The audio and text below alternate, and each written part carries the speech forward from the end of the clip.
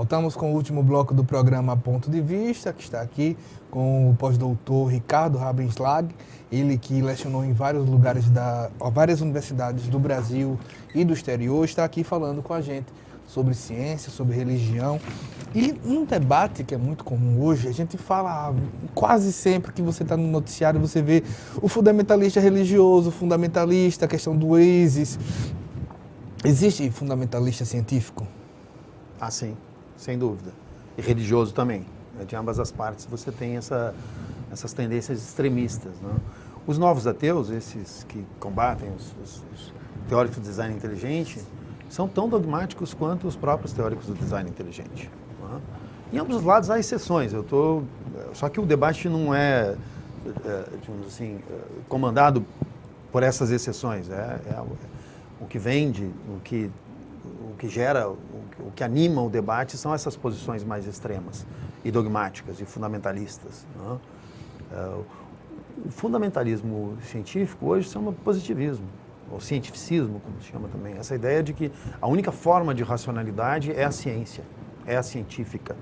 Né? E o que não é científico ou deve ser retraduzido, ressignificado, como você falou, para um vocabulário científico e aí ganhar legitimidade, ou ele é simplesmente taxado como irracional e é evidente que isso é pejorativo, já tem um componente aí de crítica severa.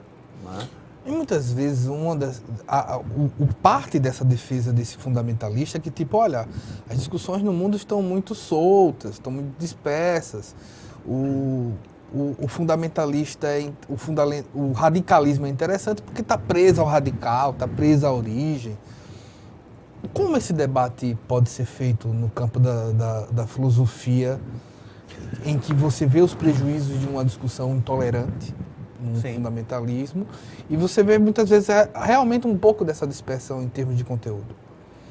Eu acho aí realmente a filosofia tem muito a contribuir. Né? Não sei se ela tem contribuído, mas ela teria muito a contribuir, né, para reduzir, para mitigar esses fundamentalismos. Dogmas, essa visão dogmática, a gente tende a pensar que dogma só tem na igreja, só tem na religião, mas tem na ciência também. Né? O dogma fundamental da ciência, por exemplo, na religião você tem no catolicismo, no cristianismo, sei lá, a infalibilidade da igreja, do Papa, são dogmas. Não? Sim. Mas na ciência você tem essa ideia, por exemplo, de que a crença no progresso, não? Essa ideia de que a ciência progride, que progredir é bom, não é? E que há uma espécie de... como se nós estivéssemos, através da ciência, criando sentido, dando sentido a nós mesmos, criando um propósito para nós mesmos. Eu acredito que parte dessa discussão até da ciência mostra que, tipo, na discussão filosófica, que, tipo, nós não dependemos de Deus, Deus precisa da gente. Deus é uma criação, né? Dentro do positivista, Deus é uma criação, é apenas uma ideia, né? E uma ideia ruim, digamos assim. Para o positivista, em geral, é visto como uma ideia ruim. O que é estranho, porque sem essa ideia não haveria civilização, pelo menos a nossa civilização, a civilização europeia. E se você, digamos, tiver uma compreensão mais geral, mais solta da divindade ou de Deus, você não teria nenhuma civilização. Não é? Então, mas é claro que isso se você pegar Comte, como é que ele vai trabalhar isso, que está na origem do positivismo? Ele vai dizer, não, tivemos uma fase lá, que é a fase religiosa, em que foi importante, né, ter essas fantasias e tal, porque a gente pôde criar, então, uma vida em sociedades, ainda que fosse baseada em falsidades, em mitos, etc., mas a gente conseguiu organizar, dividir a força de trabalho, enfim, criar civilizações, trabalhar conjuntamente, etc., estender o poder da humanidade e tal. Depois nós passamos por uma fase metafísica, que seria filosófica, e finalmente chegamos à fase científica, que é a última fase, o fim da história, em que vai trazer a redenção para a humanidade. Né? Essa ideia de progresso, ainda que não se repita ainda necessariamente essas fases kantianas, ela está na raiz desse fundamentalismo científico. Uma ideia de que não apenas a ciência é boa, né? Mas ela é a única coisa boa que existe, ela é a única saída para todos os problemas e a única forma de compreensão do mundo legítima, digamos assim. Me impressionou uma reportagem vi no ano passado de uma forma de tornar próspero uma quantidade de cursos de teologia, ou cursos relativos à religião, principalmente nos Estados Unidos. Uhum. E aí, o que me impressionou é que, tipo, dava como, tipo, para a religião ou para o campo religioso, a pesquisa na universidade como algo novo. E me lembrei Idade Média. Idade Média, as universidades eram religiosas. Sim. Eram todas ligadas, ou pelo menos a maioria, parte religiosa. Qual o espaço hoje da religião na universidade? É muito reduzido. E da filosofia também. E da arte também. Enfim, a universidade majoritariamente é ciência. Porque majoritariamente ela cumpre uma função que é formar mão de obra para uma sociedade que depende de tecnologia. Não é? Então é inevitável que seja assim, na medida em que a universidade é vista como cumprindo esse papel, não é? Majoritariamente esse papel. Você tem que ter um retorno para a sociedade, esse retorno é visto como mão de obra competente para executar as funções necessárias para o bem comum, etc, etc. Só que o homem não vive só de pão.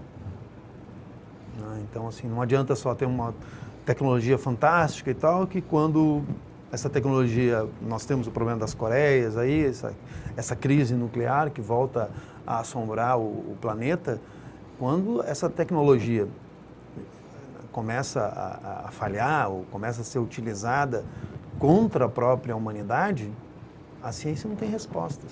Aí você tem que voltar a religião, a filosofia, a arte, outras formas que são fundamentais para a gente entender a nossa cultura e como podemos chegar à situação que nós estamos hoje, essa crise ambiental, essa crise nuclear, a situação política em que vivemos, enfim, que é uma crise de valores, entre outras coisas, é fundamentalmente uma crise de valores.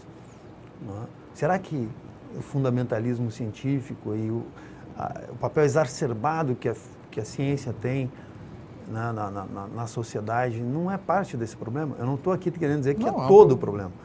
E longe de mim achar que nós podemos viver sem ciência, assim como longe de mim achar que a gente pode viver sem religião. A gente está na reta final do nosso programa, estamos encerrando. Queria fazer uma última provocação, de uma certa maneira. Para onde podemos caminhar nesse debate? Nesse estudo que temos hoje da questão do design inteligente e dos novos ateus, o que é possível vislumbrar nesse debate? Esse é um debate, na verdade, ele não é um debate teórico, não é? Porque para ser um debate teórico você teria que ter, porque a questão é a origem da vida, não é? O que está de fundo é a questão da origem da vida. Para ser um debate teórico nós temos que ter uma teoria sobre a vida e nós não temos. Então o debate absolutamente não é teórico. No dia que nós tivermos uma teoria sobre a origem da vida, ele pode ser daí trabalhado teoricamente. Tudo que nós temos são hipóteses. Não é?